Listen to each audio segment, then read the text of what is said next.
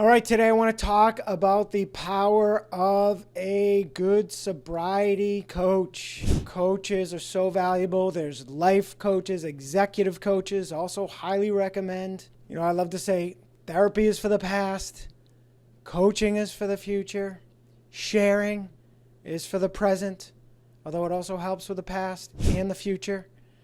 But you really need professionals. I think everybody knows the power of therapy, although they don't all get it. It's not talked about enough, the power of coaching as well, and why you do need both, particularly someone with recovery expertise, i.e.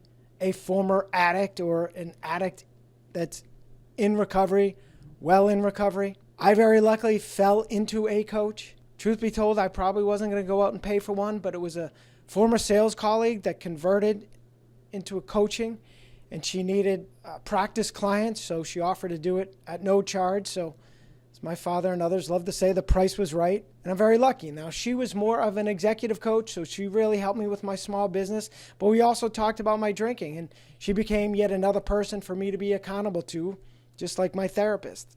I do wish I had also augmented that and shelled out for a coach, a sobriety coach as well. I think that would have accelerated my recovery even more. But I became essentially my own sobriety coach. And due to getting obsessed with it, I did my own research, and I've been on so many hundreds, thousands of calls, etc., that I really became my own. And I also became a unofficial coach to many people in my sobriety communities, to the point I'm now doing it officially. FYI. So if you know anybody, if you're looking yourself, hit me up.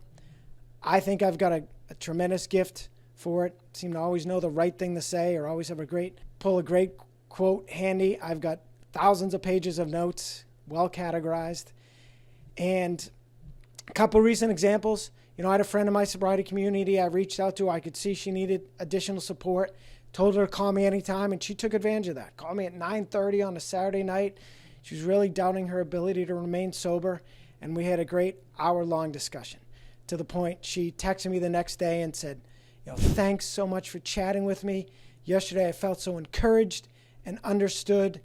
It really made a big difference. And that is the power of a good therapist or coach, making someone feel heard for starters, but then ideally also helping them know what actions to take, which is what a coach will do, even much more so than a therapist, which may be more so there for listening.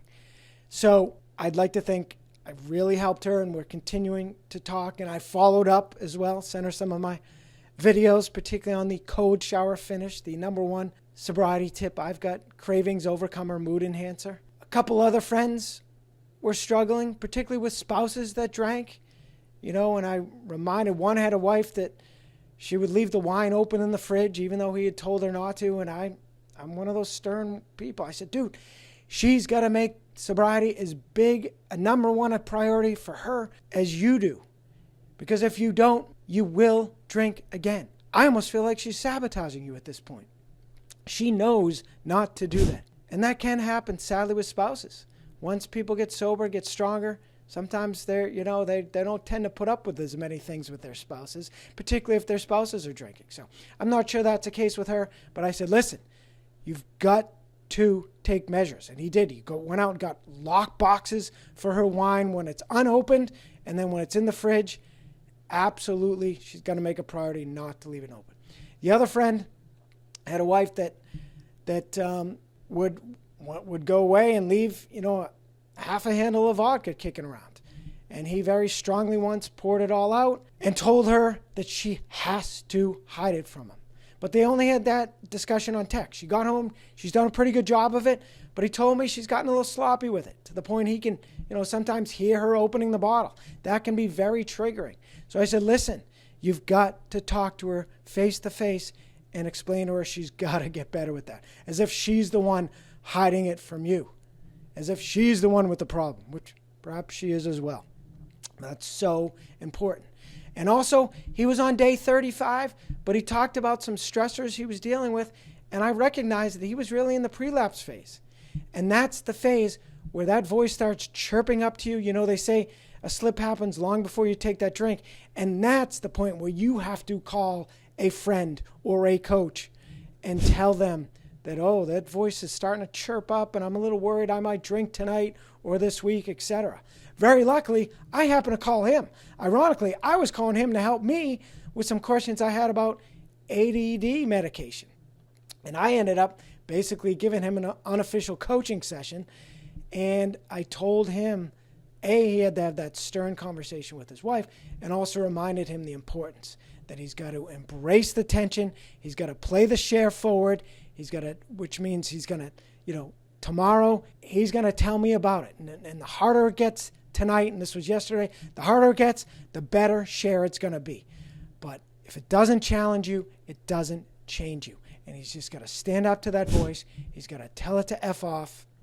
And he's got to remember, and he reminded himself of this. He said, oh yeah, a big thing that helped me was hearing other people say how alcohol has the opposite effect. It doesn't help with your anxiety. It makes it worse.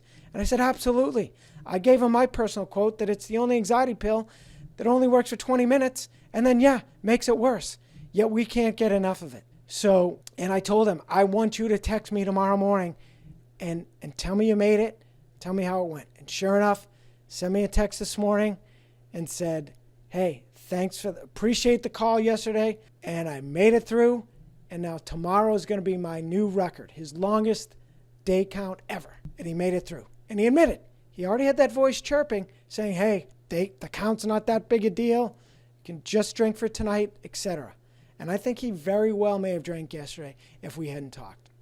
And thank God I essentially functioned as his unofficial coach. And I'm going to continue now to do that for some trial folks.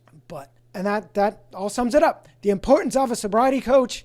Can't say it enough. Contact me. You got to make, just like a therapist, you got to find the right fit and someone that's really, truly dedicated to the craft and is doing their homework and frankly has a gift for it. So you need a teammate in this battle, and that's what a coach can give you. Sobriety is priceless, and so is a great sobriety recovery coach.